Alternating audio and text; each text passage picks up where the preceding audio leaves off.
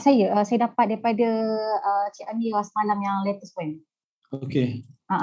So nanti we'll start with Dr. Siti first, and then Prof. Safian, lepas tu kita Q&A session lah. Okay. Tentatively 12 PM we end the talk. Kalau awal pun kalau awal lagi bagus lah. Yalah, okay. Nak cepat boleh je. Lambat pun boleh. Kau banyak soalan daripada mereka kan. Alright. Okay.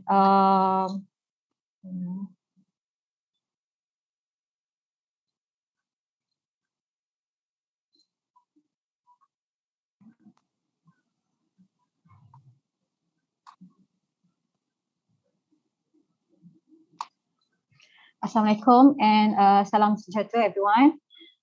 Good morning. Please give your full cooperation to mute your microphone during the talk. Okay, it's already 10 AM. Dr. Siti nak start ke? Atau kita tunggu lagi?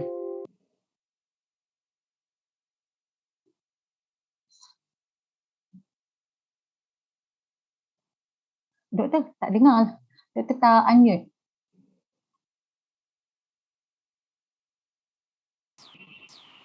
Okay. Okay. I don't know, terpulang pada you all. You nak tunggu sampai, sekarang nampak dalam 100 orang kan? So because the one that registered around 200 plus. So we wait about. Really? But I'm not sure whether they will come in. But I have reminded them lah. Yalah, biasa dia akan masuk nanti tu. Dia slowly dia akan ni kan? Okay. Kita tunggu lagi 2 minit lah, Prof. Dengar doktor?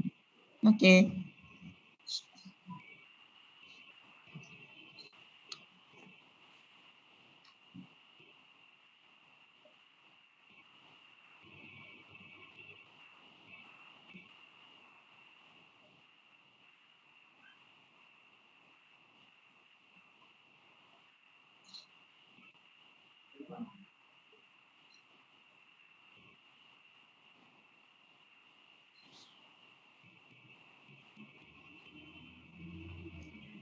Okay, I think should be okay lah. We start Prof, doktor.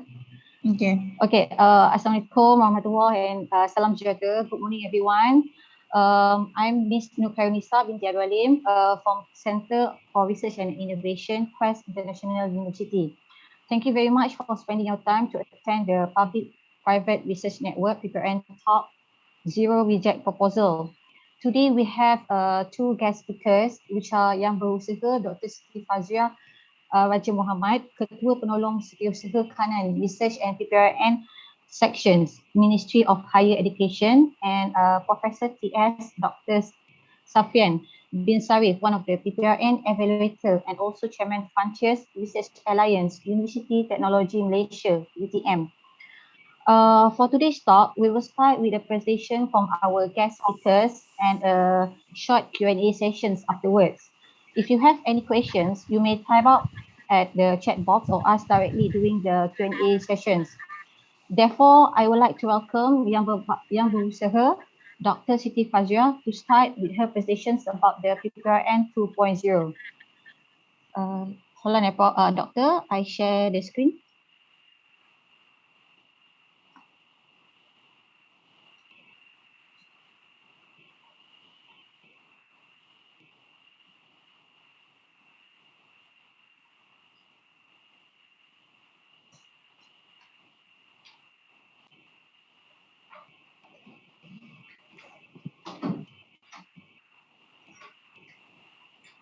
Okay, Doktor, boleh start sekarang? Okay. Assalamualaikum. Selamat pagi. Terima kasih kepada Quest University kerana menjemput saya dan juga Prof. Safian untuk memberikan sedikit taklimat berkaitan dengan PPRN. So, saya akan mulakan dulu dengan menceritakan sedikit tentang what is actually PPRN, Public Private Research Network. The do's and the don't, related to the companies and also to researchers. So we have a very clear guideline on what type of researchers and also companies that can apply for this grant, for this PPRN grant. Sedikit background of PPRN is actually an innovative initiative by the Ministry of Higher Education. Dia menggabungkan antara akademia ataupun researchers. Kita temukan, we invite both parties, the researchers and also companies, okay, syarikat yang mempunyai masalah teknologi, so mereka akan datang kepada kita, okay, kepada researchers untuk researchers menyelesaikan masalah teknologi dia. So it is very demand driven, maknanya dia nak penyelesaian, bukan lagi try and error. So PPRN, the concept for PPRN is not a fundamental or experimental research. It's actually not that, but dia mesti ada outcome. Okay, research R&D yang dibuat itu mesti ada outcome, mesti ada hasil di mana impact dia untuk selesaikan terus masalah teknologi syarikat. Dekat situ kadang-kadang kesilapan penyelidik, penyelidik dan juga syarikat. They come to us, bring a proposal, but it's actually what they are proposing is actually a very fundamental or still in an experimental level. So PPRN is not that. We are not looking still looking for a try and error punya research.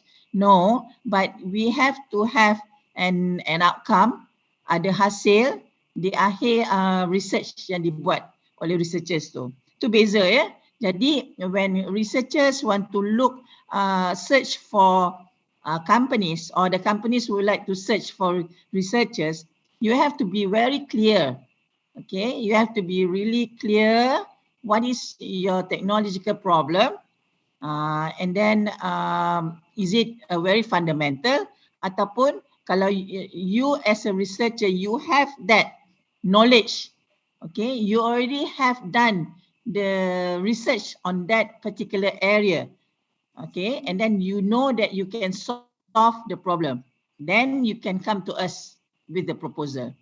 Okay, right, next slide please.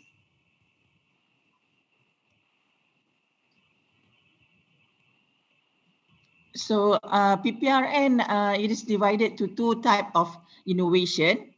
Dia inovasi produk, maknanya kita akan buat modification, okay, modification, penambahbaikan, enhancement to the product itself. As an example, a company yang mengeluarkan produk contohnya solar panel. So dia nak menghasilkan satu solar panel yang baru, contoh ada inovasi di situ. So itu dinamakan inovasi produk. The other one is what we call innovation process. Recording in progress. Okay, contoh macam door to door, dia buat shipment ataupun logistik. So dia nak satu sistem yang boleh membantu dia untuk menghantar barang daripada gudang terus kepada pengguna. So they need a system, contoh. So that would be what we call an innovation process. Okay, next slide please. So these are all the project that is not considered. Okay, first is what we call the off-the-shelf solutions. Maksud off-the-shelf solutions is contoh there's a company, dia perlukan satu mesin, contoh mesin packaging. Dia nak packaging, dia nak bungkus dia punya produk. Tetapi mesin itu dia boleh beli. It's actually in a market. They can buy from China, they can buy from Alibaba or Shopee. There's a machine for that. So kalau ada mesin yang sedia ada dalam pasaran, so under PPRN kita tak boleh consider. It must be a machine that very specialized, is customized to the needs of the company. Okay, but okay, we do understand that sometimes the machine that they buy from China is not customized. But kalau kita penyelidik and syarikat boleh tunjukkan pada kita bahawa okay, they need to do some modification to the machine, right? Customized to the needs of the company. They don't just buy the machine from China and put some modification. Okay, this is the PPRN punya ni. Tak boleh ya. So it mesti ada innovation dekat situ. Okay, mesin tu dibina oleh researchers. You have to create the machine. Dan mesin itu boleh selesaikan masalah yang dihadapi oleh syarikat. Banyak syarikat-syarikat, they don't have the machine. Sometimes they just do their work manually. So they need a machine to automate. Then you can bring to us, okay, show us that, okay, you're going to build this machine. You're going to fabricate this machine. And the machine is not in the pasaran. You cannot just buy. You don't have that machine. Then we can consider the project under PPRN. Okay. The second one is we will not consider any consultation project. Okay. So it doesn't come under PPRN. The third one is projek-projek yang untuk dapatkan certification, sijil halal contoh, we don't allow that under PPRN. So PPRN juga don't allow you to go to overseas to present papers. This is different. Yeah? You can ask for different grants such as FRJS, PRJS. But for PPRN, we don't allow that. And also tak boleh, you cannot buy facility or asset. Okay, you cannot do a clinical testing. PPRN doesn't allow you if it's just only a fundamental or experimental project, then we don't allow. As I said earlier on, PPRN is not a try and error punya research. No, dia bukan you baru nak testing. You want to come up with a theory. No, you have to have that solution. Already you have that. And then you cadangkan. Okay. And any problem related to managing ataupun marketing doesn't come under PPRN. Okay, next. Okay, this is the requirement for the company. So any company that would like to apply for PPRN, first and foremost, they have to be registered under the SSM. Okay, they have to register under the SSM. If the company is in Sabah and Sarawak, they have to register with the local authorities. The second one is the sales. The annual sales must be more than 100,000. So if the sales of the company less than 100,000, we cannot consider that. So this is one of the requirement, compulsory requirement. The companies also have to register with any, any agencies, such as definitely the companies have to register with under the SME Corp, okay, or maybe with PUNB, MTDC, SIRI, MARA. If not, but the company has to show us that they have, they are very competitive. Berdaya maju, syarikat yang memang kita tahu boleh boleh maju ke hadapan dengan penyelesaian yang kita berikan pada dia, because the government will give some grant. Okay, the government is going to subsidize the grant. So definitely we would like to have a company that can show us that they have a very clear marketing, they can show us that they have a very long term punya planning. Jadi baru kita tahu bahawa syarikat itu boleh berdaya maju. Okay. The fourth one is the company has to have their own what we call gudang or kilang. And they cannot do their business at home. Contohnya, tak boleh So the factory or the kilang, gudang must be registered with the local authorities. Okay, next. So, and then for the company, as usual, must be more than 51% of Malaysian. They have to give us Form 24 to show us who are the owner of the company. And the company has to be operated at least 1 year. So if the company just started within 6 months, we don't allow that. At least the company has to be operated in business for at least 1 year. And also they have to have their own product. Okay, so the company has to have their own product, have to have their own labeling. If they, it doesn't mean that they don't have a product, but they offer services.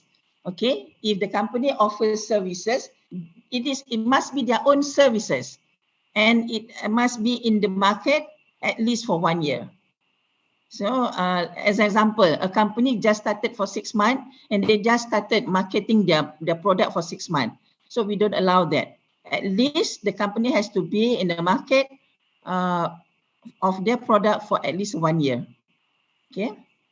Okay. Any company that has received PPRN before, they have to wait at least 1 year to apply for a new grant.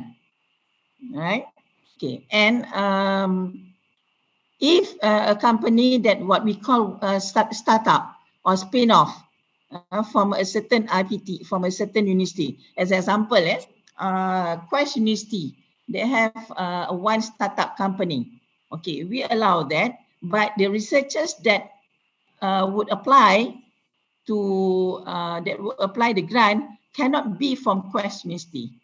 So the researchers must be from the other universities to help and solve the problem from a company, a startup company from Quest. Okay, right.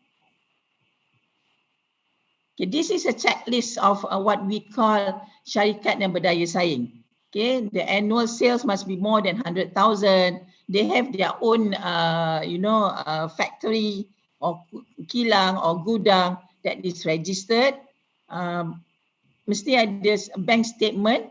Okay, if it's an enterprise company, they have to have a 6-month bank statement. Okay, or if a Sdn Bhd, they have to have an audited account for 3 years.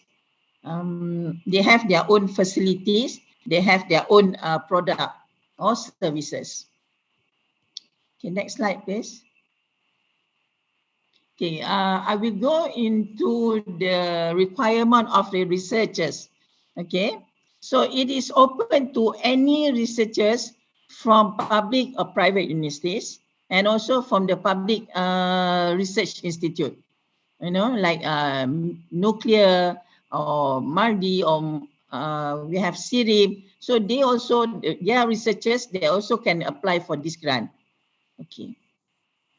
The what we call the ketua penyelidik or principal researchers must be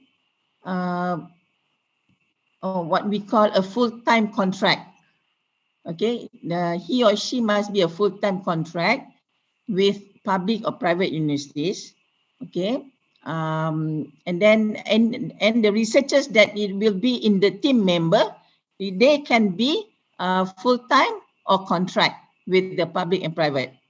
So we still allow that. Okay. The ketua penyelidik must be Malaysian. Okay, this is a requirement. They must be Malaysian, but the team members can be, researchers from, international researchers or foreign researchers. We allow that. But the ketua penyelidik or the chief researchers must be Malaysian. Okay. And then for the researchers, they have to have at least 24 months. They still have 24 months in their services for them to apply for this grant. If their services only less than 1 year, we don't allow that. Okay, so if you want to apply and you still have, maybe you still have 3 years in Quest University, then you can apply for this grant. Okay. And then researchers or the chief researcher have to have that specific skills, knowledge to solve the problem. Okay, you have to have that specific knowledge and background in that particular discipline to apply for the grant. And then for the chief researcher, he or she cannot be in a sabbatical or in a process of applying for what we call a leave, study leave. We don't allow that. Or you doing your practical. No, you have to be in the university teaching. Then you can apply for this grant. Okay, you cannot be out from the university, such as you are doing your sabbatical. Then you cannot apply for this grant. Okay, for any researcher where you are the lead researcher or you are the member, you only can be lead researcher or a member of a project for one project at one time. Okay, you cannot be in two projects at one time. So if you are a lead researcher for a project at one, so then you cannot apply to be a member of a different project. Okay, this is for the rationale is for we would like to have 100% commitment. If you involve in too many projects at one time, maybe you cannot give full 100% commitment for two projects at a time. So, and we also would like to give chances to different researchers so that only one researcher can be in one project at one time. All right. Okay, and then any researchers that would like to apply for this grant, he or she cannot have any conflict of interest with the company that they would like to collaborate with. As an example, okay, you are a researcher and also you are a board member in that company. No, we don't allow that. So you must not have any relation with the company. Because we're going to check with the Form 24. So if it's going to be what we call a kesalahan tata tertib, kalau you tak declare you actually have some shares in that company and you don't declare and then kita tahu, so kita akan ambil tindakan tata tertib. Right? Okay. And for PPRN, we do blacklisted. We do blacklisted researchers. There are cases that we blacklist researchers and also we blacklist the company. So any researchers that have been blacklisted, they cannot apply for PPRN up until their sehingga tempoh tamat lah. Let's say they were blacklisted for 2 years, they have to wait for 2 years, then they can apply for this grant. Okay, next. So for a proposal to be considered, you have to make sure that the proposal has been completed. Okay, you have to fill up the form. Pastikan semua kategori kriteria diisi. And then satu perkara yang penting, sangat penting, nanti Prof. Safian akan explain. The company has to be really clear apakah masalah teknologi dia. Apakah masalah teknologi dia. Dan penyelidik have to be really clear also how to solve. Okay. So when you want to when you want to propose, you have to show us that proposal you itu bukan hanya setakat eksperimental. Okay, kalau you katalah, okay, kita akan test, we're going to experiment, we will try out, okay, using different method. No. Kalau kita panel kita, kalau kita tengok ada elemen-elemen seperti itu, memang projek-projek atau proposal ini tidak akan akan pertimbangkan. Dia mesti nanti Prof. Safian akan explain lah. Selalunya kita akan tengok kepada TRL 5, 6. Sometimes, okay. Researchers, dia dah ada what they call, you all have your own research, right? You done your own research. And sometimes your research itu ada yang boleh menyelesaikan masalah teknologi yang dihadapi oleh syarikat. Dekat situlah kita nak tengok. You already have done the research. You already done all those fundamental, experimental, try and error you dah buat. And then you already got your results. And kebetulan a company having a problem related to your research. Okay? And you said, oh, okay, we know how to solve your problem. We know how to solve the problem. It's not just try and error, but we have the outcome. We know what to do with your problem. Then you can come to us with a proposal, right? Okay. The most for a PPRN grant, we can allow up to 1 year. It will depend on the size of the company. So I will explain. There's going to be 4 different sizes of company. Okay, one is micro. The second one is small. Third one is medium. And the fourth one is large. Syarikat besar. So for micro, we only allow a project up until 6 months. Okay, and for small, medium, and large, we allow a project, a research up to 12 months. All right. One important thing about PPRN grant, if you apply, let's say if you are receiving another grant from a different agency for the same project, you cannot apply for PPRN. Okay, understand? Let's say you already receive or in a process of receiving a grant for a certain project, and also you want to apply for PPRN too for the same project. So we won't allow that. We go to cross-check. For PPRN, usually when we receive a proposal, we cross-check with the other agencies that who fund, such as MTDC, MARDI, MARA. So we will check with them whether the same project are receiving a different grant. Right? Okay. So all PPRN project must be established or create in Malaysia. We don't allow a project that yang berada di luar negara. So it must be in Malaysia. Okay.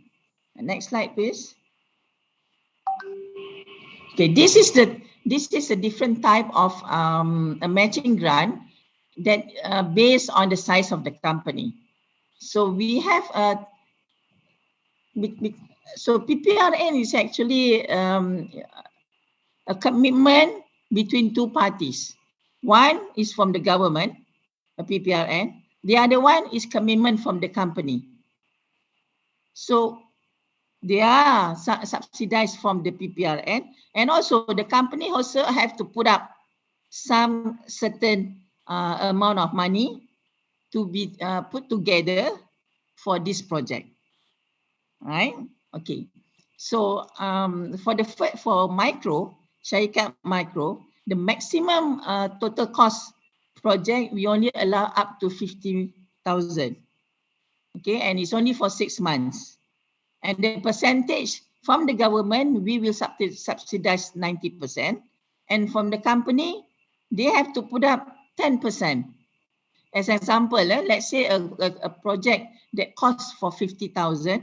So 45,000 the government will subsidize, and also the company will have to put up 5,000 in cash.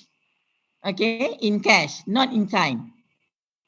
So that is different between PPRN and the other grant.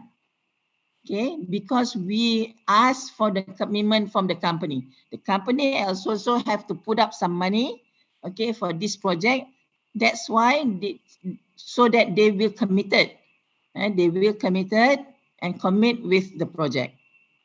Okay, if a small company, syarikat kecil, so the maximum cost project is 150,000, and the percentage from the government 70%. And company also have to put up 30%, right? Okay, and it can go up to 12 months. For a medium-sized company, the maximum total cost project, we can go up to 250,000. And this for medium, 50% from the government, 50% from the company. So if 250,000, 125,000 from the government, 125,000 from the company. Okay. If for a large company, syarikat besar, the maximum total cost project, we can go up to 350,000, and we can go up to 12 months. And the percentage from the government is 30%, and company have to put up more, 70%. Right? Okay. And I will explain to you about what is the from the total cost project, apakah pecahan-pecahan dia. Okay, let's say a project that costs less than 100,000. Okay, less than 100,000. So less than 100,000. So this is for a micro. Pecahan cost kat situ, 70% is for the total cost project, 25% is for the professional fees. So what is special with PPRN? We pay, we give to researchers, we appreciate the researchers, and we pay and what we call the professional fees, 25%, right? And then 5% we give to the RMC. So if Quest University, you have 5 projects, then 1 project you will receive 5%. Kalau 5 projects, you will receive 25%. That's a lot, right? From every cost project. Okay. For a total cost project that is more than 100,000, so there's a maximum of 25,000 for professional fees for the researchers. Okay, it doesn't matter. Let's say you are collaborating with a large company, so the total cost is 350K, but the professional fees, the maximum that we can allow is only 25,000. So you as a researcher, you can get 25,000 as your professional fees, and then 5,000 for the RMC, and then the rest is for the total for the project itself, right? Okay, so this is how we categorize the company. We are based on their annual sale. Okay, for PPRN, we have 5 sectors. We have manufacturing or pembuatan. We have services or perkhidmatan. We have agriculture or pertanian. We have construction, and also we have mining. So different sectors have different sales. So let's say a company under services, let's say their sales is 3 million. So if their sales is 3 million and under services, they are considered as medium-sized company, right? Okay. So this is the process, and every grant, okay, every grant given, they have to have a monitoring, So definitely, Secretariat PPRN have a very specific process how to monitor every project. Okay, so sometimes we go and visit, an intervention, and one of the monitoring that is important for PPRN 2.0, there's going to be an MOA, an MOA signed between your university and the company. So the MOA, in the MOA, all the restriction and regulation has to be stated to safeguard both parties. Okay. So this is all the responsibility of the RMC. We can go to the responsibility of the researchers.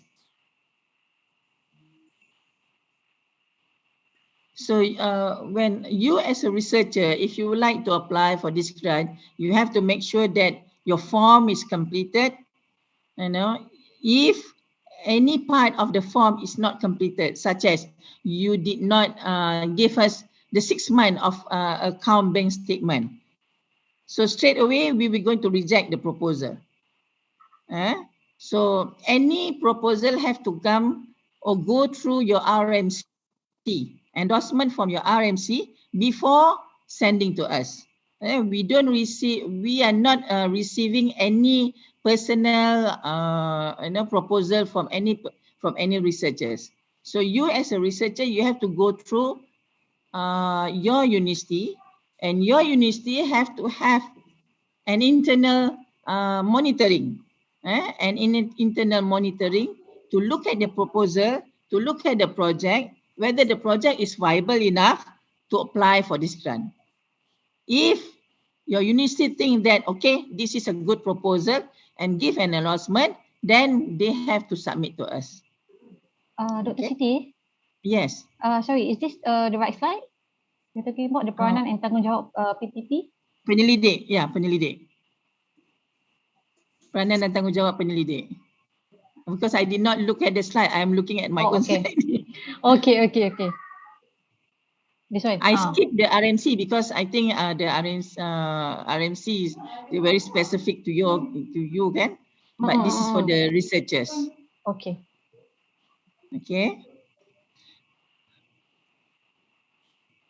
So are we on the same page?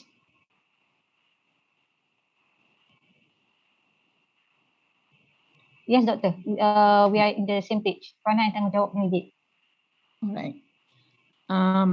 So you as a researcher have to, if your proposal has been melalui proses saringan, and the panel saringan think that okay, this is a good project, we will call you for a presentation. So we will call you for a presentation, but this is not an absolute saying that okay, your project will be accepted, because there are a few processes in PPRN. So we will call you for a presentation. You and the company has to come for the presentation. Okay, so during the presentation, the panel will also ask questions, to get some clarification.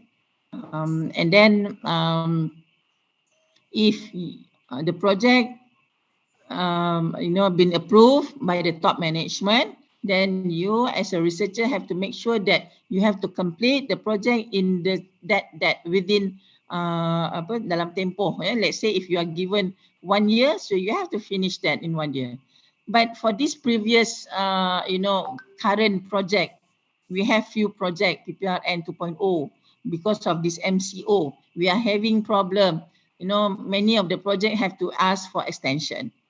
Because MCO, they cannot go to the lab, they cannot go to the company to visit. So we allow that. We have to allow that, or else the project won't be completed. The main thing, the main objective of this PPRN is, first, we have to help the company. Okay, the company is waiting for the solution. Okay, so you as researcher have to remember this. This is not just simply like, that's what I say. This is not just a try and error. Okay, if you think that your project is a just try and error, please don't apply. But if you think that, yes, you have a solution for the problem and you know how to solve, and it's not just an experimental, please do, discuss with the company, and you have to, really take this serious, because we are paying you, the government are paying the researchers. We appreciate your time, we appreciate the skills that you are sharing, and we pay you. So you have to you have to be a responsible researchers with a good ethics, you know, and with a thinking that yes, you have to help the company. Okay. Next slide, please. So this is for the company. I won't go into this. I would like to have Prof. Safian to explain more on the proposal, because what we have, the biggest problem that we're going to have sometimes is the proposal. You know, the proposal, what we call technical knockout. So Prof. Safian will explain to you what we call TKO, so that that you can make sure that your proposal is accepted. Okay, next, I think the last slide, the penalty or control. So any grant given by the government, definitely there's going to be a very stringent monitoring, right? So there's going to be a penalty to the researchers. There's also going to be a penalty to the company.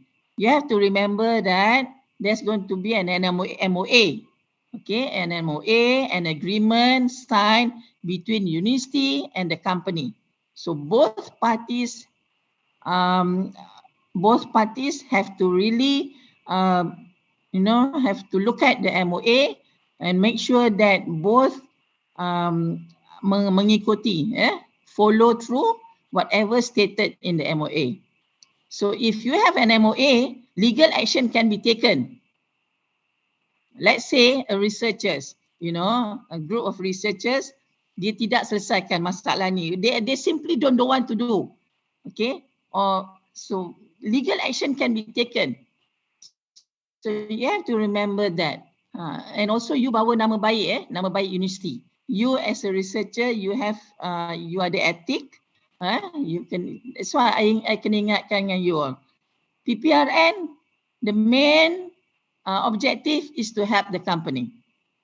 Okay, we would like to help the company so that when they can solve their technological problem, they can increase their productivity. They can reduce cost. Let's say before this, they only use manual. Now they're going to change to automation. With the help of researchers, you build a machine for them. So from before, they need to have 5 people to do the work for 10 hours. But with your help, with a machine, they only need 1 workers and they can reduce the work for 2 hours. That's the thing that we would like to have in PPRN. Okay? So, I think that's the last slide. Thank you. So maybe in Q&A later on, we can, discuss whatever that you don't understand. Thank you so much. Thank you, Dr. Siti, for the very informative informations about the model and implementations of PPRN 2.0. Next, I would like to welcome Professor Dr. Safian on how to produce a zero reject proposal for PPRN 2.0. Hold on,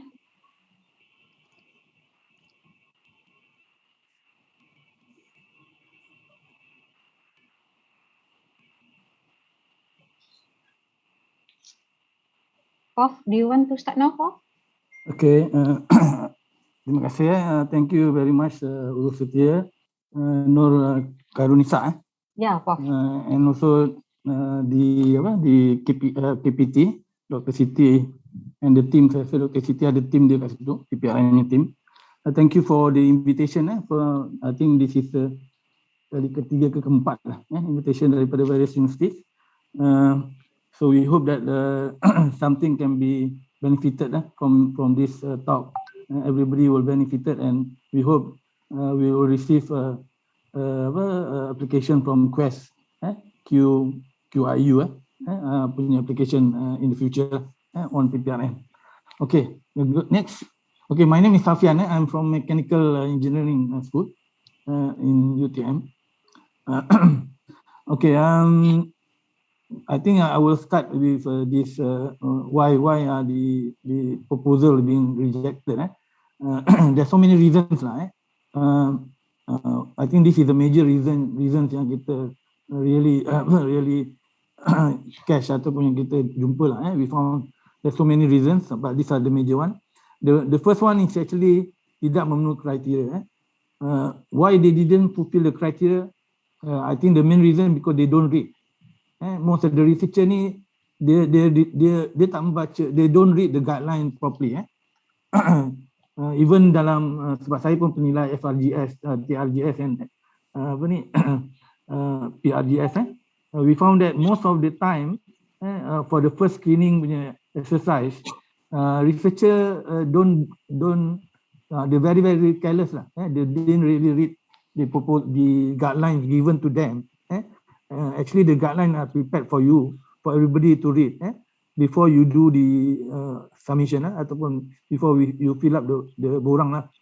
So it's a bit sad lah if this thing happen. I think we spend a lot of time, a lot of money to gather many experts in developing the guideline. But at the end of the day, the researcher don't read. So this is what happened. Most of the rejection yang kita dapat about 30%, 30% because of didn't fulfill the guideline. So I think guideline for us to read. So most of them are referring to our slide.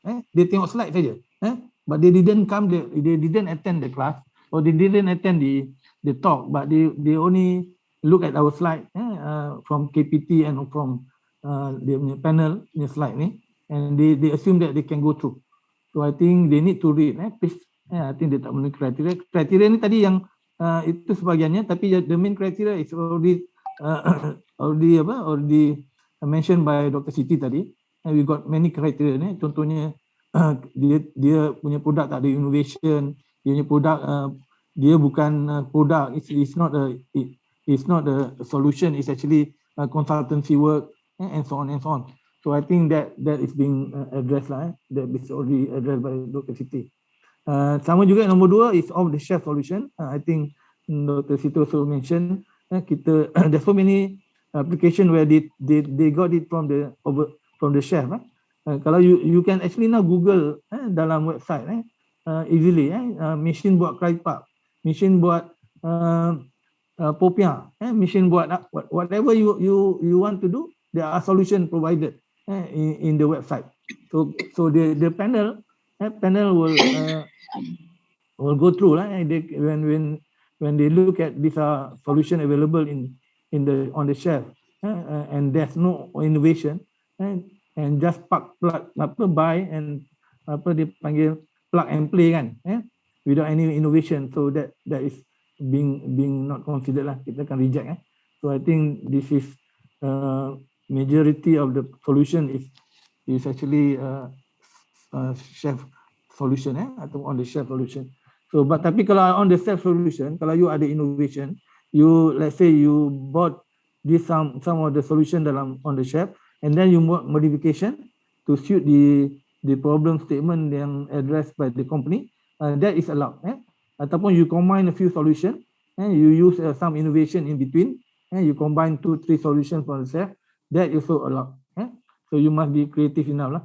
And yang tadi yang nombor 3 luas skop tu tadi banyak yang Dr. telah mention, business, pemasaran, pengurusan, perniagaan, fundamental research, exploratory research, a lot of experimentation need to be done. You need to determine, you need to identify lagi and so on and so on. It's not allowed.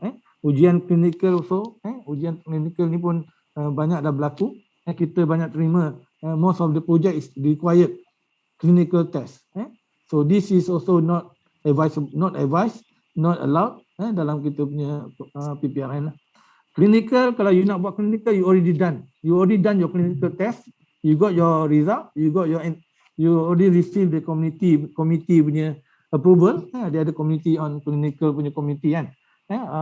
Then you got your solution is already approved and you want to use your solution, that is allowed. It means you don't have to do any more ujian clinical ataupun clinical test. perundingan already mentioned, persijilan ISO, you want to apply for ISO, you want to apply for halal punya certification, and LCA, LCA life cycle analysis punya work ataupun solution is not allowed.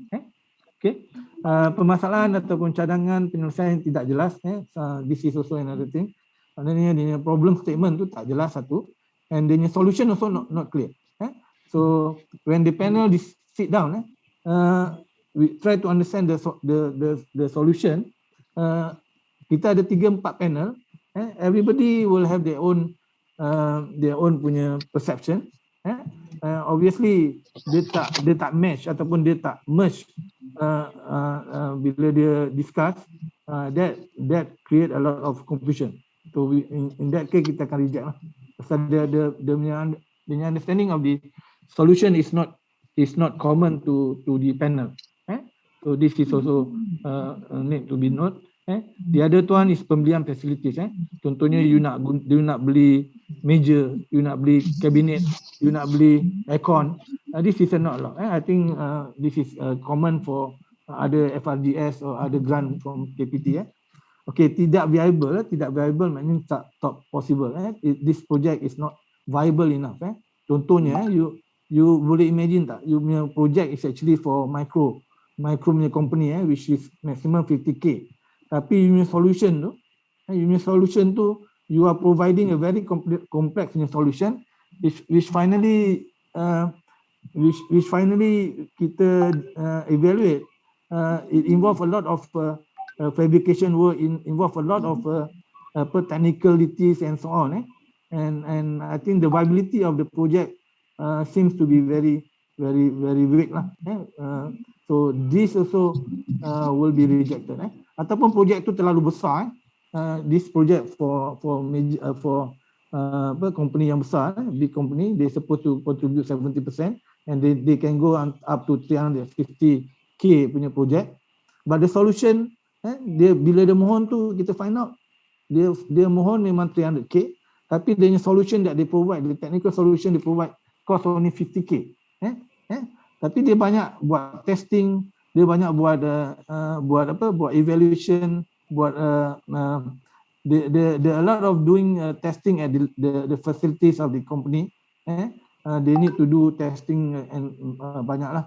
And I think the solution tu very simple, tapi the cost of the solution is 50k, 300k. So the total cost. So I think the panel will evaluate properly. Eventually, probably they will be rejected. Pasal the values that you provide and the amount that you apply doesn't match.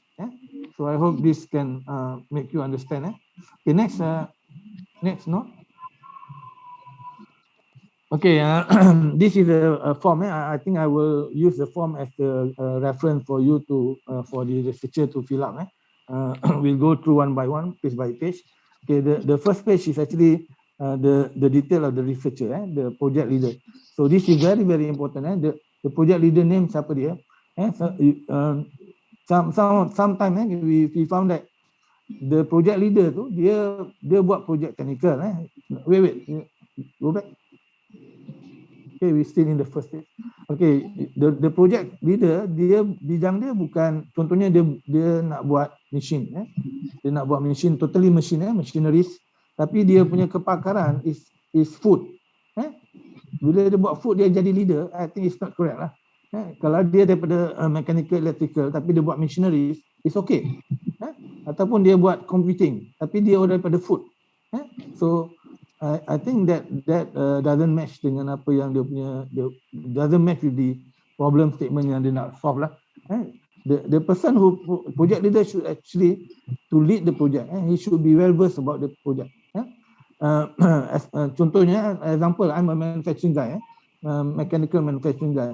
I know many researchers in my area. Suddenly, when you want to design, I know this guy. I know he's very expert in certain area. Tiba-tiba dia buat food. Tapi background dia manufacturing and so on, tapi dia buat food. So obviously kita akan a lot of question, a lot of query lah. Kita akan lihat semua dan probably kita akan recommend to put another people names dalam dia group. In the group there might be a food technologist and he should be the leader and not this guy. Sebab itu dia akan bertanggungjawab lah. Okay, the detail of the researcher need to be there, and nanti kita akan go detail lagi dalam CV of the researcher. The company mentioned on the right, the company type of the companies, the jenis syarikat. Pak Syidah nak tanya. Ya. Ada meeting ke? Ada gangguan ke? Tanya. Yang SKT tu. Dr. Siti, Dr. Siti, you watch in being heard. Nak tanya siapa? I mute Dr. Siti jap. Jap. Okay. Sorry the company name contact person, siapa dia contact person and I think this is very important pasal you will be working with this company and the right person, the contact person yang really work on this project lah. Anything happen kita akan contact the company punya contact person. So dia punya tarikh penubuhan tu kena mention, niche and jenis syarikat, niche perniagaan dia, seperti is it a service company ataupun a product company. Kita pernah terima produk company, you be surprised that company dia tour operator. Tiba-tiba dia apply for technical punya solution. So we are very suspicious lah. So when we go through the website atau go to the website, memang kita tahu this company buat tourism tapi dia buat technical. So when we go to detail dia punya company punya profile, we found that it's not dia punya company, it's actually dia punya subsidiaries. So tapi dia gunakan nama company yang besar tu. So if they use if the subsidiaries yang buat technical punya solution ataupun technical punya produk, so just if the technical if dia punya problem is technical, so they must tally dengan company punya job scope lah ataupun produk dia. Cannot be a tourism company one solution for technical kan.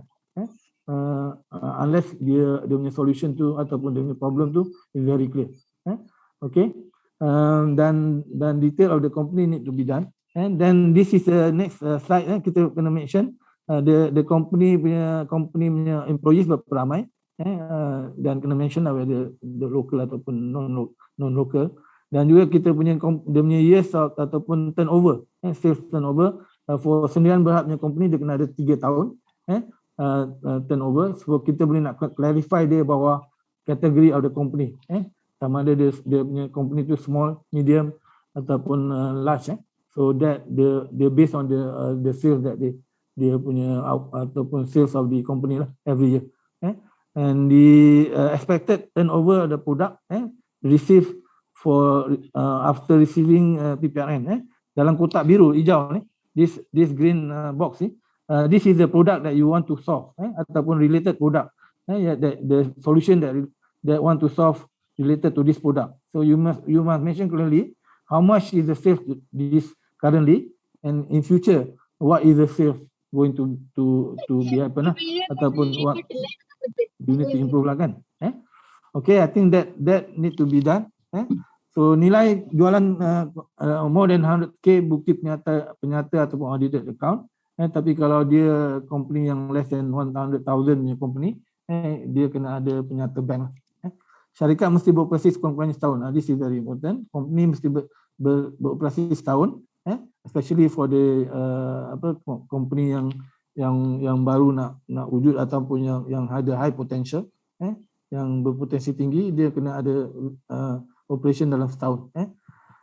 Dan produk ataupun servis mesti berada di pasaran, minimum setahun. So this is also critical, di mana if you want to produce, you want to improve on the product, tapi you don't have the product, you don't have any sales. Kita terima banyak application, we receive a lot of application where they don't have the product in the market, or they are already in the market but no sales. So that also will be rejected lah. Okay, then on the right, You have to fill out whether the company is manufacturing, agriculture, and so on. This is also important because the category of the company, whether it's small, micro, and so on, will reflect on the type of the company and the sector of the company. Okay, next, Aaron. Next. Okay, this is the category of syarikat. I think Dr. Siti pun dah mention. If you are company of, remember the category micro, kecil, and sederhana, and besar depend on the sales for each category of company atau each sector. Kalau pembuatan micro less than 300, kecil is between 15 million to 300 and so on. But if you go down, you will find that some of the values tu tak sama. Sama, contohnya pembuatan tu untuk company yang besar, dia should be above 50k, 50 million. Tapi for other company like perkhidmatan, pertanian, and so on, for company, big company, category big, it should be above 20k, 20 million, sorry, 20 million. So itu ada perbezaan di situ. Okay, next. Okay, now this is you kena isikan the information of the company, whether they already receive some fund ke atas tu, and the company receive any grant and so on. Daripada that, I think the company now, we are very lucky lah, Malaysia. We have a lot of fund given to the company. Kita ada Mestec, PPRN, MTDC, Semicorp, Tekun, and so on, so many. Then to assist the company. Then I think there are company yang take a lot of advantage. Kita pernah dapat company yang pernah dapat projek daripada MOSTI, 1 million, tapi still want to apply PPRN to with the same project. Same title mungkin berubah sikit, tapi projek tu sama. Dia nak buat, contohnya nak buat sabun. Sekarang ni sabun, dia nak buat sabun, dia ada mesin buat sabun gunakan MOSTI punya grant. And then they want to use PPRN, nak buat packaging pula. So it's ridiculous lah kan. The problem is, macam mana kita boleh tahu? Because in the panel, some of the panel, some of them are from FME pun ada, kita ada, MTDC pun ada, kita pernah panggil. Dan masa meeting dana yang akan di-chair oleh KSU chair the meeting. And di situ kita ada technical committee, kita ada PPRN committee, dan kita ada juga TNCPI daripada semua universiti yang ada, dan juga kita ada timbalan KSU and other people daripada MOSTI, daripada MTDC representative. So when they see the project, when kita present the project for approval, these people know. Some of the contoh last time people from MOSTI dia tahu ini projek ni macam dah pernah apply dulu. So masa itulah kita dapati the researcher and the company mungkin akan di blacklist lah. So kita reject that project and kita bagi warning pada the company and also the university, the university and also the researcher.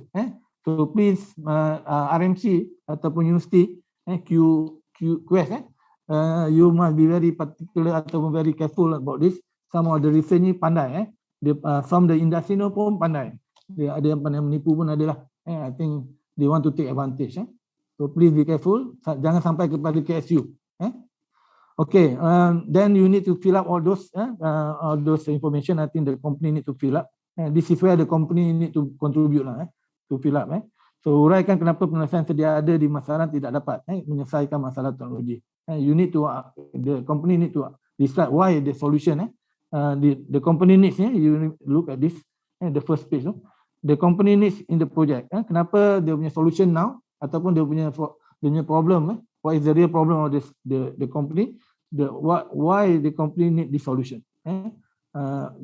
Apakah kekurangan produk, kelemahan servis yang dengan pesaing ataupun dengan kompetitor? If you say you want to improve the product, what are the area yang you need to be improved?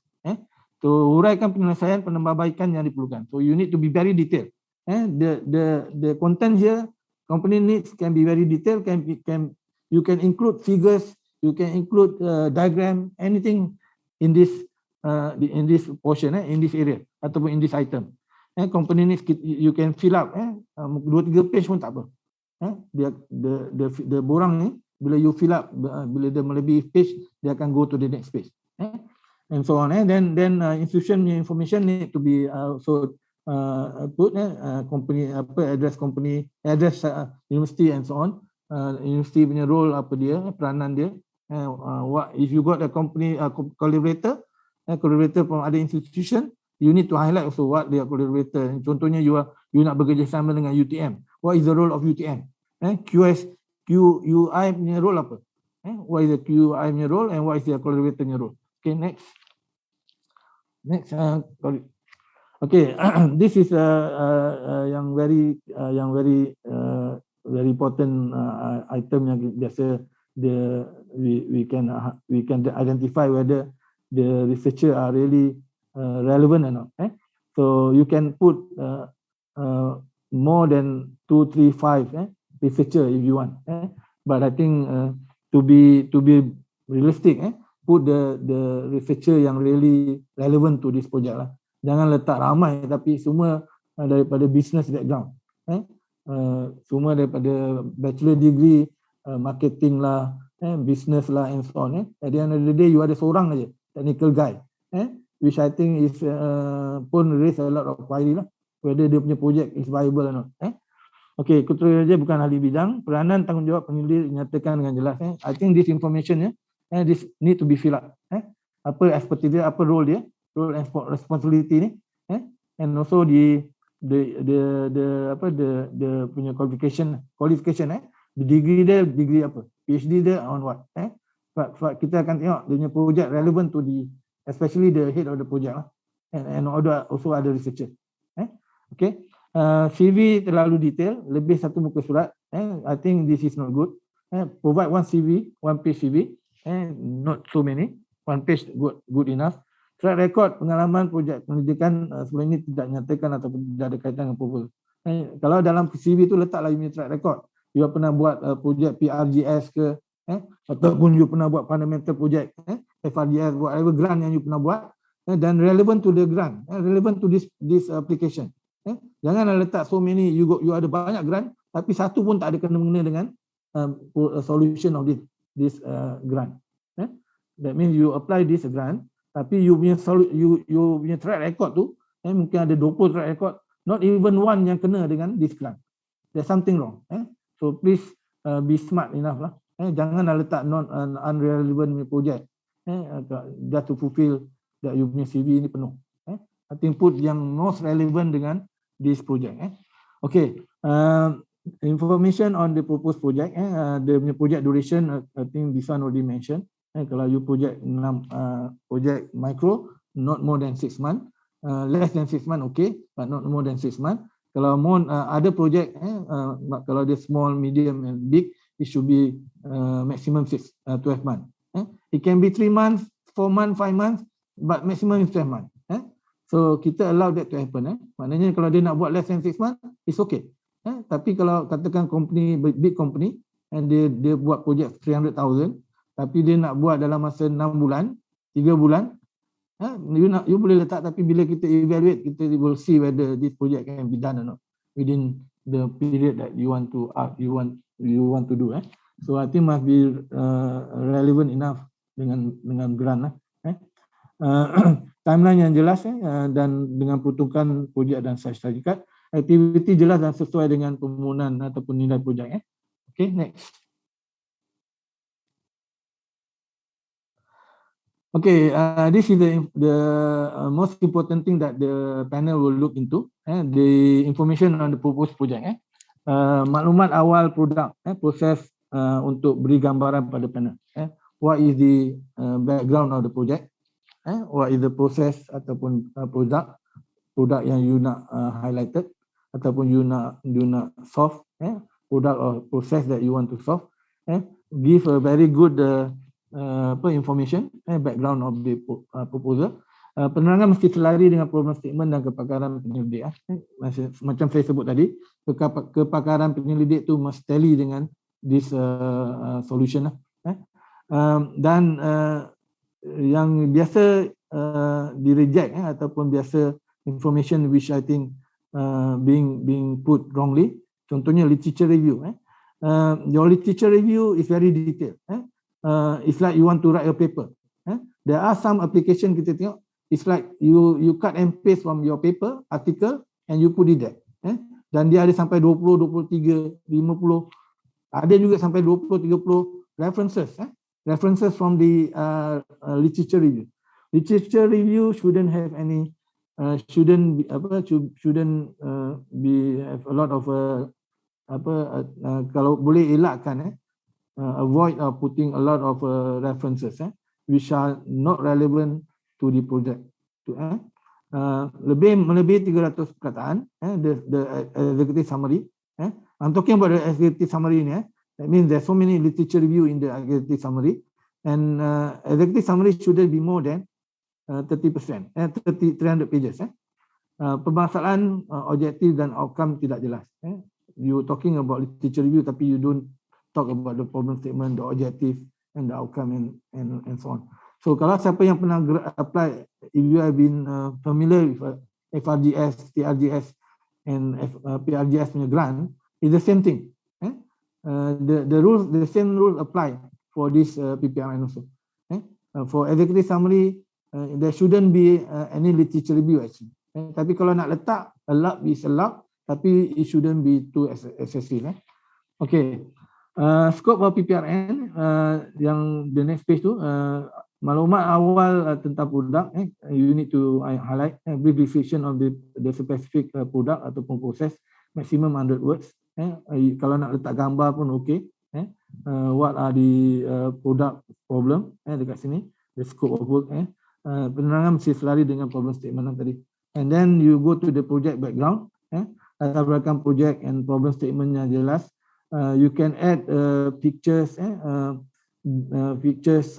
flowchart, and also block diagram. Tapi block diagram please don't just put a label ataupun just put project start, project end, project in operation, implementation. Itu kita tak nak. Kita nak very detail lah.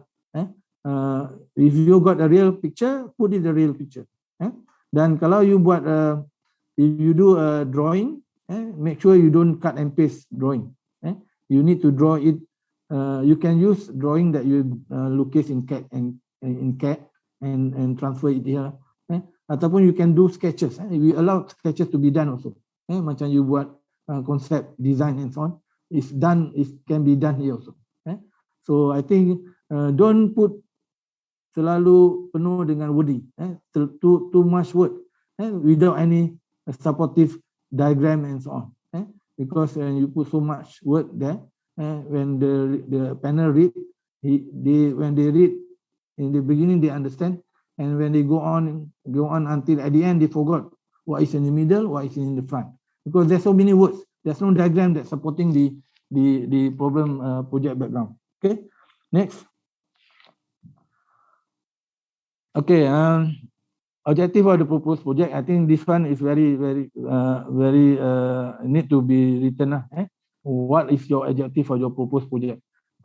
By implementing this project, you need to highlight whether you can increase the efficiency, increase the productivity. Need to mention.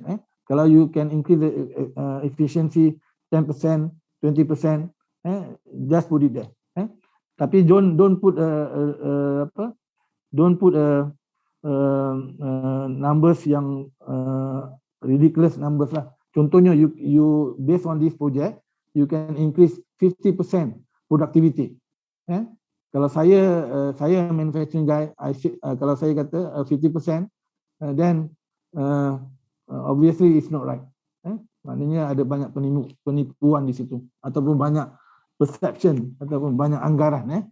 Usually a company, I've been working in a Japanese company, Hitachi last time. Every year they targeting 4% aja productivity increase, ataupun time reduction. Every year they will increase 4%, 5%.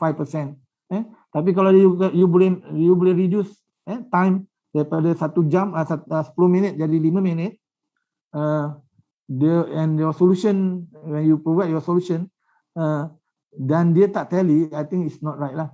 You achieve 100% of reduction, ataupun 50% of reduction of time, which I think too much lah. It's not realistic enough lah. So kena be realistic. At the end of the day nanti, bila ada pemantauan at the end of the project, whatever you write here, 10%, 50%, kita akan evaluate balik dalam projek punya deliverable. Kita akan tanya balik company, last time they say that they want to produce 50% efficiency. What is the bukti? They have to show the bukti. Dulu dia produce 100 piece, sekarang dia produce 200 piece. That is okay. Tapi kalau dulu dia produce 100 piece, sekarang dia produce 110 piece, it's not 100%. Mungkin it's 1% ataupun 10%. So you need to be realistic enough to address lah. Ada kalanya kita nak letak all the good numbers.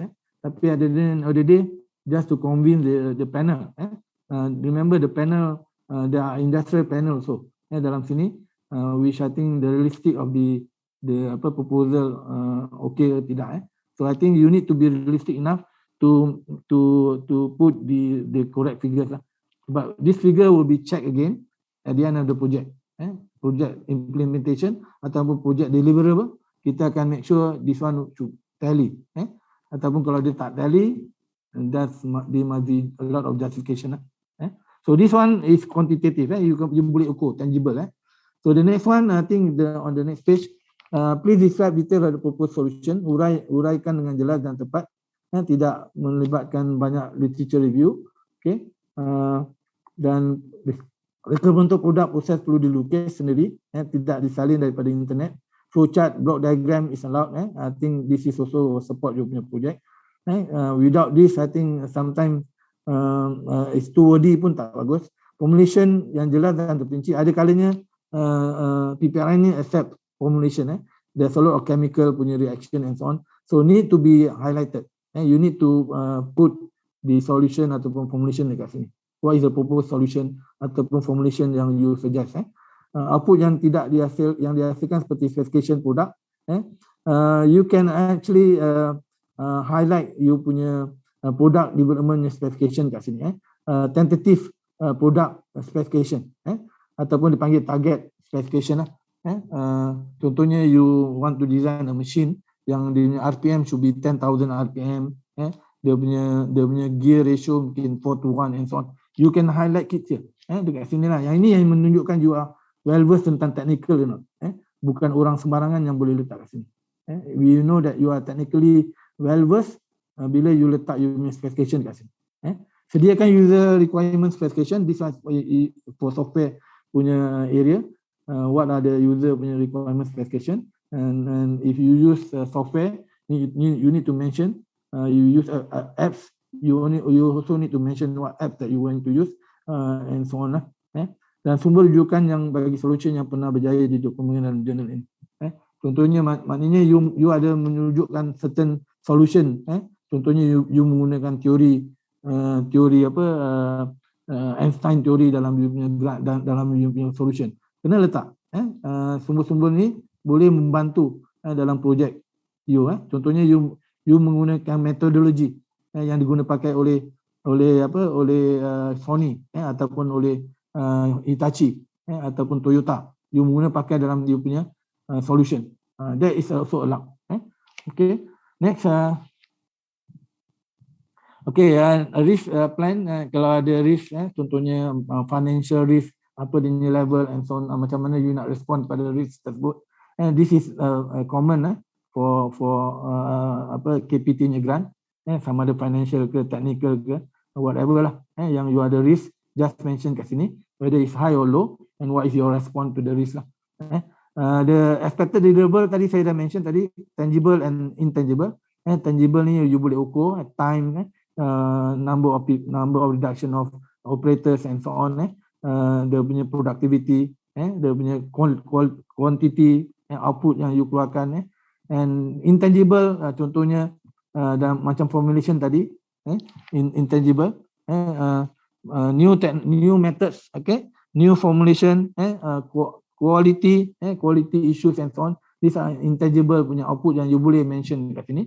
Kalau dulu rasanya tak manis, sekarang you buat kari pak lebih manis, ataupun kalau dulu dia tak pedas dengan manis, sekarang you punya kari pak akan rasa pedas dan manis. Okay, need to put it there. Kena letak kat situ. Maknanya what is the quality of the new product ataupun new solution yang you provided. Okay, the expected impact, you boleh mention what are the expected impact. Reputation and visibility. Dulu company you hanya berada di Johor saja. Mungkin sekarang dengan adanya produk yang baru ataupun produk yang lebih telah diperbaiki ataupun ditambah baik, you boleh jual produk you merata-merata dunia, ataupun merata Malaysia, ataupun you boleh lebih visible lagi. Your reputation boleh meningkat lagi. How does this project develop new talent? Upskilling, retraining, new experience, and also bagaimana dia boleh generate new talent ataupun dia boleh generate new experience to you punya company lah, ataupun kepada student. You can mention here. Okay, how does this project benefit other companies within the industry? Yang ini pun sama, how this company, the solution ni can benefit to other people, other similar company. Macam mana you nak buat, macam mana this company boleh provide the solution to other similar company. Pasal dia, you must understand PPRN ni actually solution is not for that company alone. It also can be used by other company as well. Unless you are the company own the IP and so on lah. So kalau dia tak open, then kita boleh guna untuk solution ni boleh guna pakai oleh ada company. Contohnya macam buat karipak pusing kan. Mungkin the solution can be used by other SMEs yang buat karipak. So kita need to allow that to happen. Unless the company invest a lot of money, mungkin dia 70-30% tadi tu, then the IPs are very significant, then cannot be shared, then it's okay. So ni tadi pecahan pada vote tadi. So this is, I think, many researcher didn't pay attention at this. They just simply put what they understand lah. Contohnya kalau usually for this grant, kita bagi honorarium to the researcher. They can get 25% of the total grant, but maximum 25k lah. If under vote 290, the researcher professional fees ni ataupun honorarium ni campur dia 25% tadi ataupun maximum 25k tu, must include also the salary of the student ataupun RA. If you got RA you bayar 20k, so you got let's say the project is 100k punya project, so researcher get 25k, 25%. But you give 20k to the student, so you only left 5%, 5k. So you got 5 researcher tadi, dekat CV you ada 10 researcher, you bagilah, bagi 5,000 tadi, bagi pada 10 researcher. Ataupun ada case-nya, ada certain cases, most of the cases, the researcher doesn't take any money, and they give everything to the student. Tapi ada yang juga berlaku di mana the researcher and will take some money, and also they give to the student, and total they exit 25%. Itu berlaku. I mean they plus salary plus professional fees, they supposed to be not more than 25k, they exit 25k. Contohnya dia bagi 20k to the student, the researcher take 20k, it's only 40k. So yang ini memang kita akan TKO kan lah. Sebab dah banyak kali dah kita jumpa. I think the RMC, this is where RMC has to RMC of the university need to look into it. They need to look at this detail, whether they fulfill the requirement or not. Kalau dia dah exit, then you have to advise the researcher to make amendments. Contohnya macam ni kan, we vote 210 ni, travelling not more than 5k. Vote to rental ni maximum 15k.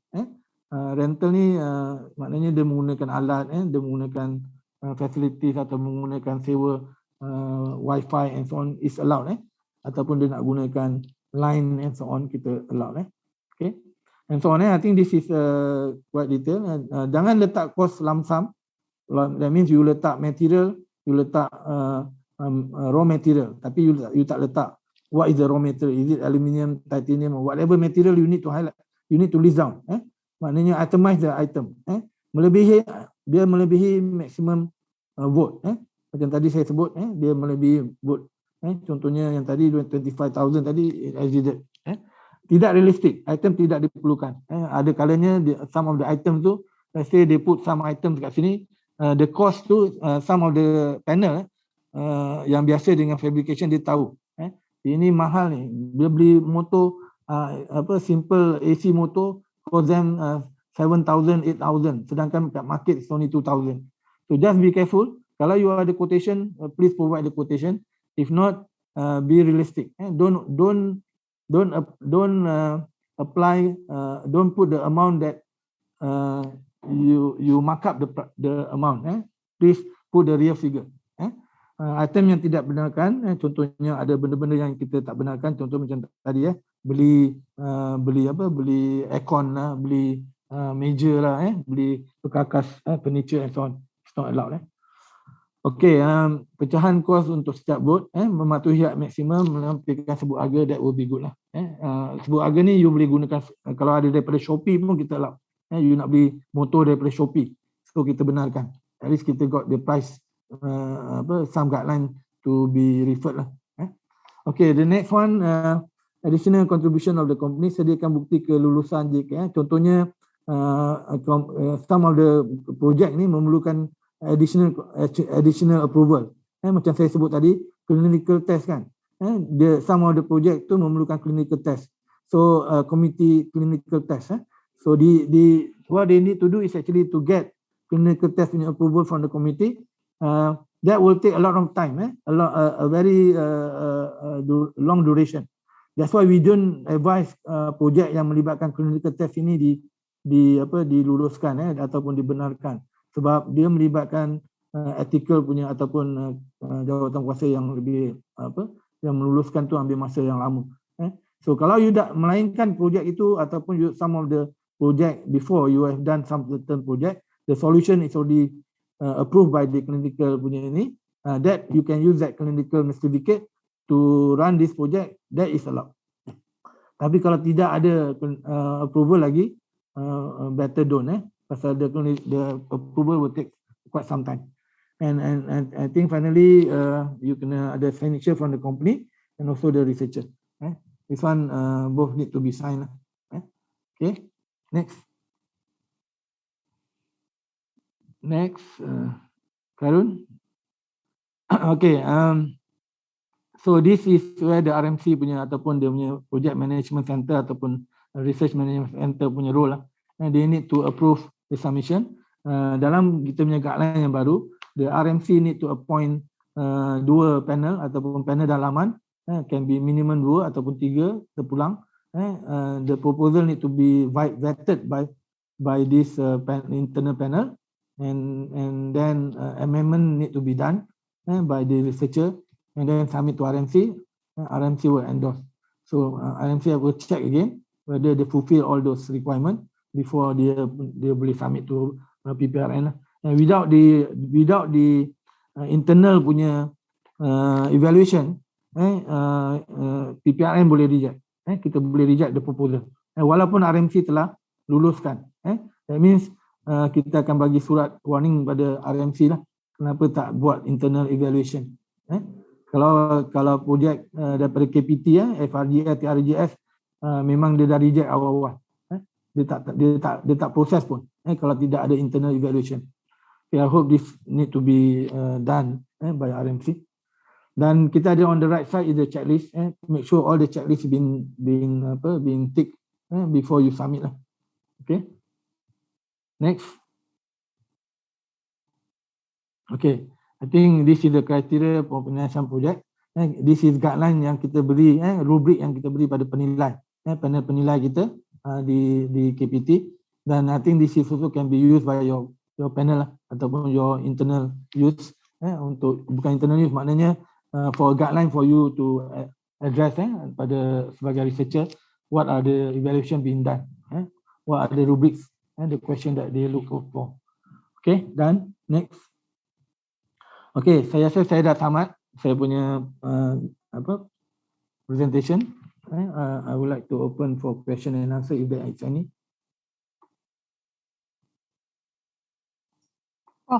We have some questions at the chat box.